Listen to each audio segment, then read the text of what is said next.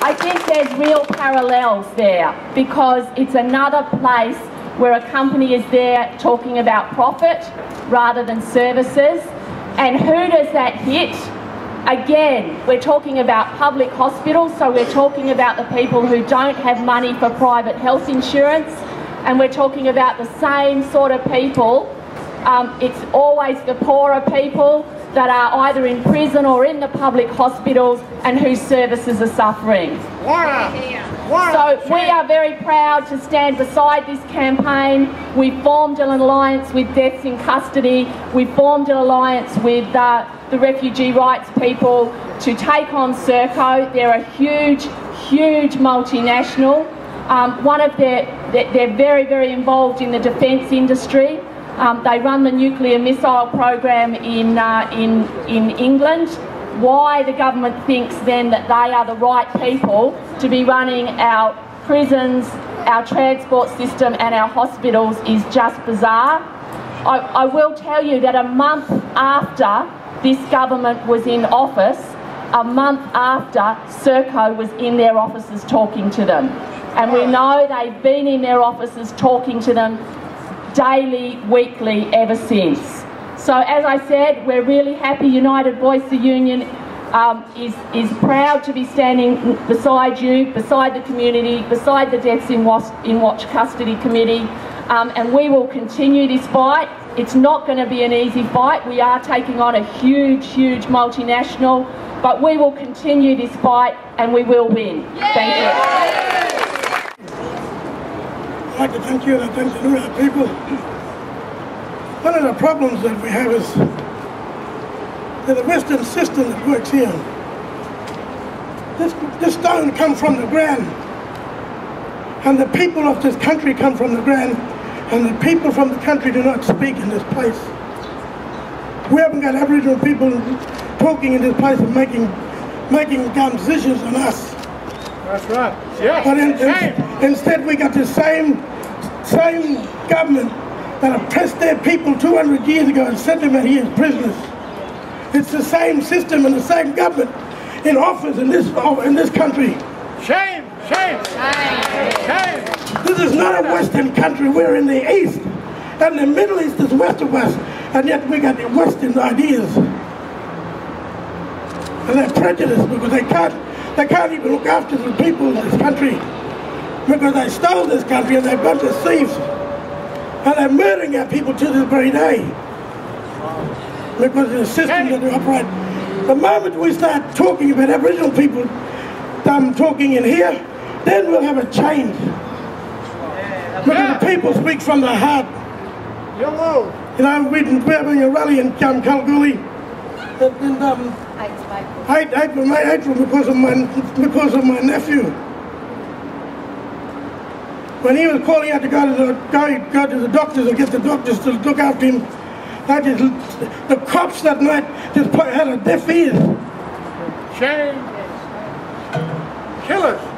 Murderers. They lock people up like animals. You know, where is the justice in this place? There's no justice here. Give us some justice. We want justice. We want people who can speak for us. Not some mongrel that come from it, you know. Yeah, that's right. That's right. The non-Aboriginal people should be grateful for what the Aboriginal people have done in this last 200 years. Yes. And we're still paying the cost. And it's blood money that these people are making anyway, as far as I'm concerned. What I wanted to say was I wanted to thank everyone for coming out today. I also want to thank the unions as well, churches, other NGOs, groups, the Socialist Party, Socialist Alliance. Too many to name, you know, like we've just all come together in unity and solidarity, and this campaign's only going to get stronger. So I know old Barnett there can hear us out here, he's just making up that he can't, you know, so, you know, yeah, so he doesn't have to listen. But I know, he knows, he's sitting up there, and what he needs to know is that we're going to keep going until there's no more privatisation of custodial services. And I don't care how long that takes. Think they're going to make money off my people's suffering? They've got another thing coming. even if we have to drag our beds here to Parliament House and blockade this door and sleep there so they can't get in there to do anything. How would they like that, Anna? How would they like us stopping them from doing their job? They wouldn't like that, Anna. What about if we tried to privatise their roles? Eh? Would they want money made off of what they say and stuff in there? You know, it wouldn't be secret then under parliamentary privilege, yeah, whatever. Right? So basically, yeah, you know what I'm like, I could just keep going and going. But I'll tell you right now, this government, they need to listen and they need to stop and they need to learn. We are the people, Anna. Are we the ones who vote for them? Well, I can tell you right now, the Liberal government want to bring privatisation in. In 2 years, they're not going to be in government then. And then we'll attack the next, you know, party that's in there in government. Because there is no way that they should be privatising any services. You know, what does the Constitution say about this? You know, privatising services. I'm sure the framers, when they put that together, didn't intend for any services to be privatised, don't they? You know, and it is wrong. And I'm getting sick and tired of all of these companies coming in and making money off of our people suffering. You know, that's us, that's our suffering. Do you want them to make money off your suffering or what? Because I know I don't. And I'm not going to go to hospital. I mean, I'm hardly sick anyway because I refuse to take white man's medication. So my immune system is solid. So I don't need to go to doctors. I don't need prescriptions. I don't need tablets, because that's another way of them conditioning and programming us so that we have to use their services so then they can make money. And what? Does Professor Fiona Stanley know all about Serco? Because I tell you now, if I was a woman in her position, there is no way I'd want my name on a privatised service for other people to make money off. You know, it is wrong. And that's a woman who is so accomplished. You know, what are the government doing? You know, that is going against her name and everything that she stands for as a woman.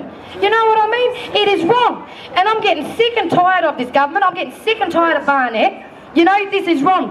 They cannot privatise stuff. You know, profits, profits, profits. You know, if the government truly cared about the people, they would implement a justice reinvestment model. That's what they would do. Put the money back into the community.